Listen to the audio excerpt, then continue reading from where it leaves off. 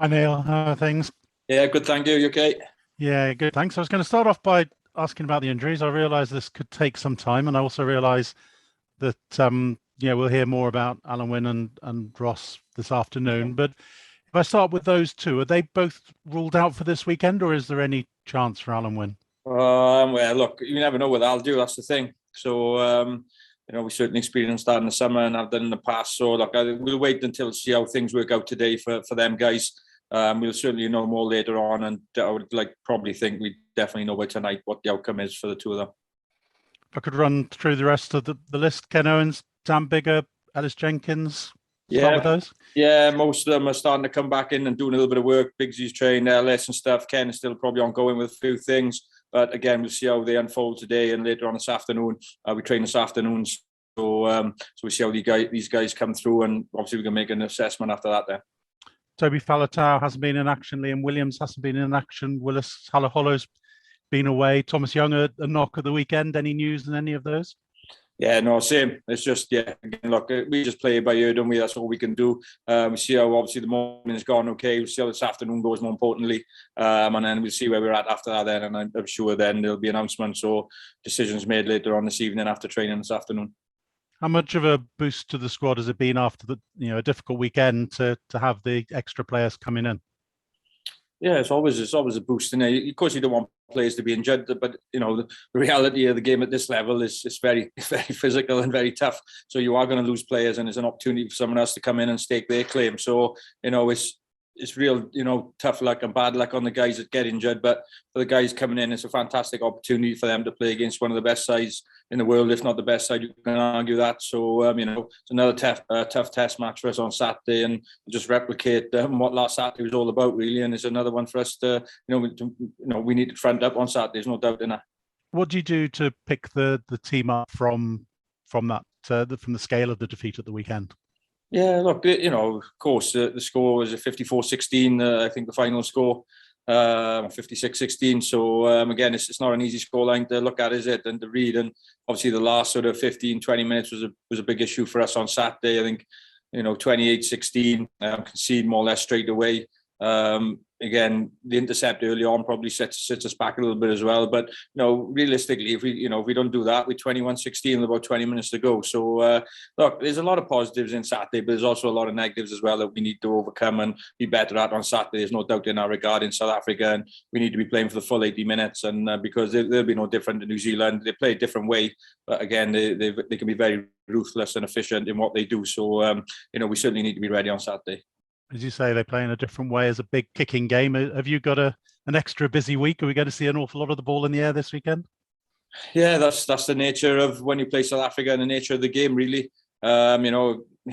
Witnessed it firsthand on quite a few occasions in recent years with Wales and in the summer with the Lions. So look, they play a certain type of rugby. It's an effective type of rugby, but we need to be effective in the way we go about things, and we need to try and exert our own pressure on them and our own kicking game on them as well if we possibly can. So, but there'll be a lot of aerial bombardments on Saturday, I'm sure, certainly from them, and there'll be a few from us as well. So it's the battle of the air is huge in today's rugby, and you need to come out on the right side of it. Do you take any lessons from your experiences in the summer? Yeah, look, there's a lot of things to work on. There's no doubt in that. And there's a lot of aspects that we need to get right on Saturday that, we probably did in the summer in some instances and didn't in the summer as well. So, but it doesn't change from an aerial perspective. These kicks are on the money. They're 50-50, and 50-50 is what it is. It's basically you've got a 50% chance of winning or 50% chance of losing it. And the crumbs are a big part of that as well, and the scraps. So, look, it's there's a lot of things that go on, and go into these areas, and we'll be working hard this week to try and get that right and give ourselves the best possible chance of taking them aerial bombs, and obviously trying to implement our attack from there. And finally, for me, is there a better team in world rugby in terms of their kicking game than South Africa? You can argue, because New Zealand have got a very good kicking game. It's a different type of kicking game. So, what South Africa do, they do very well, and they're very good at it, and they're one of the best in the world. There's no doubt in that. So you can argue again, are they the best, or are the teams got a different way of doing it, but it's still equally as effective? So, look, whatever they do, they're very strong, they're very good, and we know that, and it'll be a big challenge for us on Saturday. Okay, thanks very much. Thank you. Good to see you, Mitch. Neil, the Lions obviously just lost to South Africa, playing a pretty tight game. How much of an incentive is there for Wales to play a different sort of game and try and impose an open game on South Africa, provided you get enough possession? Yeah, well, it all sounds nice, doesn't it? But in reality, it's very difficult. I think New Zealand found that in the summer. So Australia obviously had some good gains out of playing them as well in a certain way. So look, we've got a certain way of playing, and we like to keep ball in hand as well as having a balance to our attack in terms of our kicking game as well. So we scored a lovely try on the weekend through a kick from Reece with Johnny Williams' try. So you can be effective in certain aspects in different ways and different types of kicks, and I'd like to think we could try and do that on Saturday. But we know it's going to be a big challenge for us. There's no doubt in that, and certainly the way they play is a big challenge. So physically, confrontational. Obviously, set piece is exceptional. Their aerial game is superb. They kick in. The defence is very good as well. So they're one of the best sides, if not the best side, for a reason. And it's a good challenge for us on Saturday. What did you make of the South African team announcement with Herschel Jantjies in at scrum half, Creel on the wing and Willemse at fullback? Yeah, it's different. There's no doubt in that. I played against Jesse before. He's a fantastic player. Generally used to him playing in centres, but again, he's an athlete. He's very fit, very quick. He'll be good in the air. There's no doubt in that. And Willemse the same. We played a little bit against him in the summer. He's a talented rugby player. And Jantjies the same. So look, they could go a few different options if they wanted. They got some face strength and depth. Obviously, they have an injury to Faf de Klerk, but he's a big player for them. But again, these other guys are very, very talented and very good. And they'll. I don't think they'll miss too much with these guys coming in. Obviously, their track record speaks for itself. But on the other hand, you've got a good track record against them in Cardiff. How much do you take from that? Yeah, look, we've had a good run of results against them over time. But again, Saturday's another game. It's a different game, and. It's important. We're at home. We want to perform well. We want to win. There's no other way about it. And we need to up our game. There's no doubt in that from last Saturday, especially that last 20 minutes. It was an 80-minute game, and we need to show that on Saturday. And but certainly looking forward to the challenge and a different challenge from last week. Thanks, Neil. Good luck. Thank you. Appreciate that. Thank you. Hi, Neil. Obviously, if Big is fit, you've got three world-class fly halves there. How do you feel with that? Without having that options as well going forward? Yeah, well, it's obviously very good for us, and obviously Callum has he's been done very well for us in the past as well. So Callum's involved as well in that. So yeah, look, it's what it's all about. It is a battle of the tens, and Bigsy obviously has been exceptional for us in recent times, and in the summer with the Lions as well. So he's a big player for us. But Gareth coming back is huge. So is Reece, and obviously with Callum as well. So look, I think we're incredibly lucky to have the players that we have in that position, and it's a good challenge for all them to fight out against each other. How good was it to see Reece back? Because it has been a while. Yeah, Reece was excellent when he came on Saturday. Look, he's a very experienced Test player. He's been around a long time, and obviously he's been out to the Test arena for a good few years now. Regardless of playing in Bath, but again, his quality and his composure, if you like, is second to none. And he showed that when he came on Saturday, and put a couple of lovely kicks in for us, and obviously play the game as he sees it. And he's a very talented player and a very good player. Just a personal one for you, if you don't mind. This is your 30th year being involved in the Wales setup from when you first started playing. How do you ensure that you, in your coaching brain and mind, that you're on the top of your game as well? Because, you've been around for a long, long time, and it's great to see. But how do you ensure that you are getting that knowledge as well? No, I love being involved. I love being here. I always see it as a challenge for myself as well to come in, year in, year out, or campaign after campaign, and to put myself against the All Blacks, South Africa, Fiji and Australia this autumn, it was a fantastic challenge for myself as well in the area that I look after. So I love it. I love being involved. I love being around the boys, and I love being involved in the setup. It's it just keeps me going, if you like. Well, let's hope you keep going for a little bit longer. Thank you. Yeah, no worries. Thank you. Hi Neil, it's Alex here. I know you faced them in the summer and you got them again this weekend, but is South Africa always a special game for yourself? Obviously, those games have played a pivotal role in your career, haven't they, as a player and a coach? Yeah, I love being involved against them. It's going to be very tough, very physical. The game changes as times change, but they're probably back to the strengths of old, if you like, in recent years, and obviously winning the World Cup.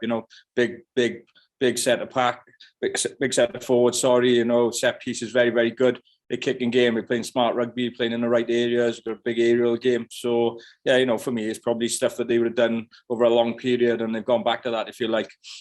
So I always enjoy the challenge against them. It's always very tough. Always coming out on the right side, but I've been lucky enough to come out on the right side on a few occasions against them. But again, it'd be nice to be able to do that on Saturday, because it's a big challenge for us on Saturday. And as I said, one we're looking forward to. I'm looking forward to it. And just lastly for me on, Dan Biggar, you mentioned him earlier. I mean, is he sort of in contention at the moment as things stand? Yeah, well, Biggs is Biggs. He'd be in contention no matter where he is in the world. He's a fantastic player and he's a big part of our squad and our team. So yeah, I have no doubt he should be thereabouts on Saturday. Cheers, thank you. Thank you. Hi Neil, can I just check on Liam Williams? Wasn't quite sure about the answer earlier. Is he fit to play this weekend? Liam's training, yeah. He's trained yesterday and today, and he's been doing other aspects of training the last few weeks as well. So he's building up nicely, and he's trained really well this morning. So he's fit and available as far as I'm concerned, yeah. And that's the same for Ellis Jenkins. Wayne said he was quite close last Saturday. Yeah, I think he'd just come a little bit too soon in the game, as in he'd been able to train fully, obviously leading up to the game, but later on in the week he trained fully, and he's obviously trained fully in the last few days. So again, Ellis is another one that he's in contention to play on Saturday. Just on him, obviously the South Africa game was the game that he got his horrendous injury a long time ago now. How heartening is it to see him back in a Wales jersey and contending to play a test match? It's been a hell of a road for him, hasn't it? Yeah, it has. What he's gone through is probably no one's business for him to get back to this level and playing regularly, playing at a level that he's used to.